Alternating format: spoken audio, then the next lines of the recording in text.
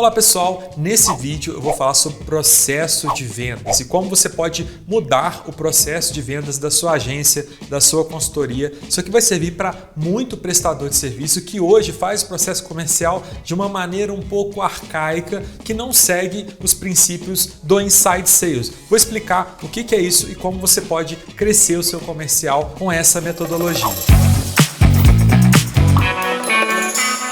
Muito do que eu vou falar aqui hoje eu aprendi com Exact Sales, dou os créditos a eles. Lá por volta de 2015, 2016, eu fechei uma consultoria com Exact Sales para a minha agência na época, que era eDialog.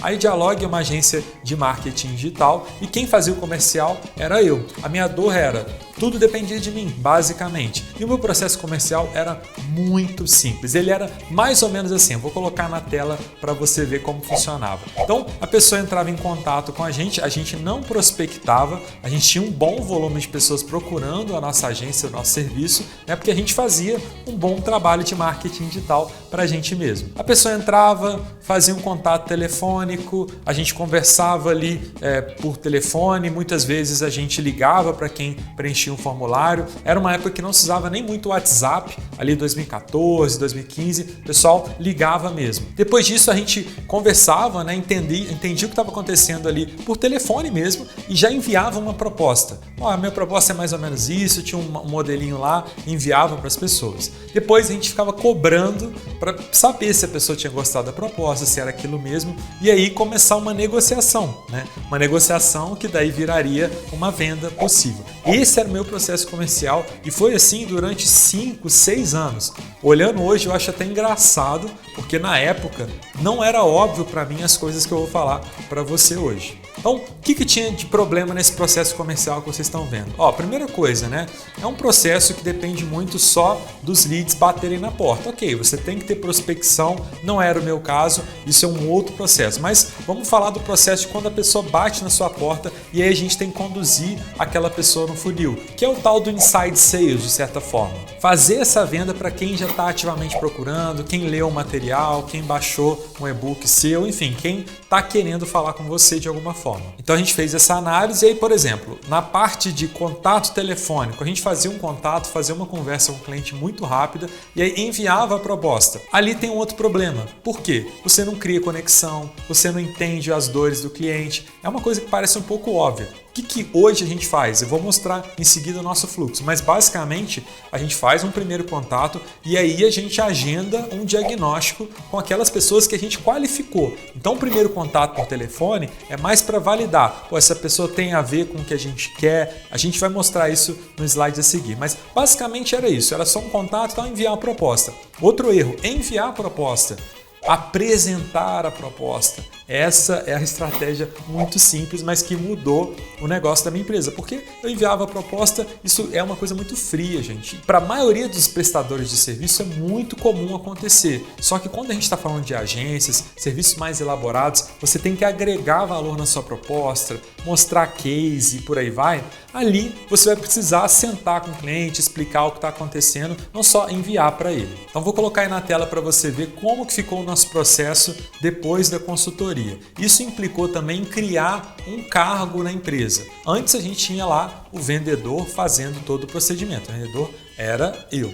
Eu busquei uma pessoa para me auxiliar no que a gente chama de pré-venda, que é a metodologia do Exact Sales, né? Aquela pessoa que ia lá fazer essa qualificação inicial dos nossos contatos. Esse exemplo que eu vou mostrar aqui, você não necessariamente precisa rodar ele com uma pessoa de pré-venda e uma pessoa só para a parte de apresentação de proposta e negociação, que é o que a gente chama de representante, né? Ou vendedor ou closer. Você pode rodar esse processo com uma pessoa só. Obviamente vai ter que fazer algumas adaptações, mas vamos mostrar o que é a raiz desse processo. Então hoje, né, o processo ficou mais ou menos assim. A pessoa entra, né, faz contato, aí ela cai no nosso sisteminha lá, que é o RD Station. Então a gente tem todo mundo registrado no lugar. Antes a gente não tinha isso tão claro. A pessoa preenchia um formulário, caía no nosso e-mail. Já era um problema porque perdia dados. Legal, o nosso sistema RD ele também tem CRM, então a gente manda para o que a gente chama de CRM. CRM, a ferramenta para o time de vendas trabalhar. E aí eu coloquei aqui CRM porque muita gente tem um CRM específico para a parte de pré-vendas, por exemplo, para essa parte de qualificação. o Exact Sales é um exemplo. Você pode fazer tudo isso no mesmo CRM, tá? Então não fique muito apegado a software. Na metodologia em questão, o que a gente fazia? A pessoa chegou lá no nosso CRM, então ela entrou, e aí a gente vai fazer a qualificação. A gente chamava de filtro 1 e filtro 2. Para simplificar, o que é filtro 1? Filtro 1 é tudo aquilo que você consegue analisar do cliente sem precisar ligar para ele. Então ele preencheu o formulário, você viu o site, você pesquisou sobre ele, ali já era uma filtragem. Então isso ajudou muito a gente a não ter que falar com todo mundo da maneira que a gente falava. A gente começou a selecionar melhor. Óbvio que se a pessoa não passa nesse filtro inicial, a gente vai dar atenção para ela. A gente só não vai dar tanta atenção quanto alguém mais qualificado. Exemplo de coisa que a gente analisava ali no filtro 1. Olha, essa pessoa tem um site, essa pessoa ela tem um contato ali válido, né? Não é um e-mail qualquer, não é um telefone qualquer. Essa pessoa não é um concorrente ou uma pessoa muito curiosa que está só começando o negócio dela. Tudo isso dava para ver no filtro 1, porque a pessoa preenchia um formulário, ela colocava dados da empresa dela. Então é muito importante esse primeiro formulário ter essas informações para você filtrar um pouco mais a audiência. Muita gente reclama, eu estou recebendo muitos leads desqualificados e tal, muita gente desqualificada. É porque o seu formulário talvez não esteja tão legal. Ou sei lá, tá pegando direto no WhatsApp. Assim que a pessoa chega no WhatsApp, pede algumas informações e faz esse filtro 1 inicial. Passado a etapa de filtro 1, a gente iria para essa etapa que a gente chama de filtro 2. Essa etapa também é conhecida como diagnóstico, call exploratória.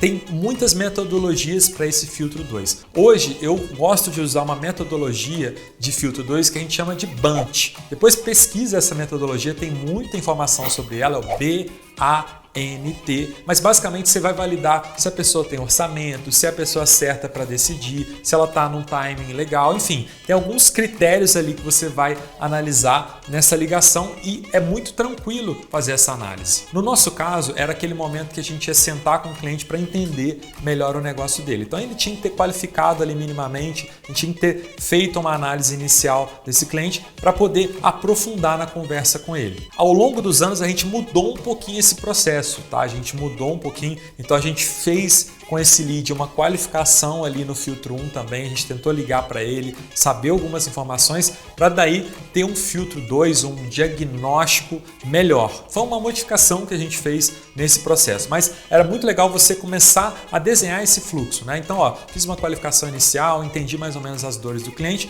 e aí vou para uma qualificação mais aprofundada. Vou me reunir com esse cliente ou vou ligar e ficar ali meia hora com esse cliente conversando, aprofundando. O ideal nessa etapa é já ter um horário agendado com o cliente, você conversar com esse cliente para poder entender melhor o negócio dele. Porque, gente, se a gente não faz um briefing bem feito, né, uma qualificação bem aprofundada, a proposta vai ficar fraquinha. É isso que acontece na maioria dos casos. Vai depender muito da sorte. Então, nesse caso, você fez o diagnóstico, fez o filtro 2, a agenda vai para o vendedor, lá no sistema do vendedor. Aí você pode, por exemplo, criar um funil só para o vendedor, um funil só para o pré-vendedor, ou juntar tudo num funil só. Hoje em dia, o nosso processo é fazer tudo num funil só, simplificado, e uma pessoa fazendo essa parte de qualificação das oportunidades e também apresentando proposta. Entretanto, isso vai variar muito, tá? Do momento da sua empresa, da estrutura que você tem, da maturidade do seu time. Então, não tem uma fórmula aí. O que é importante? Qualificar, conversar com o cliente, aprofundar e aí fazer a apresentação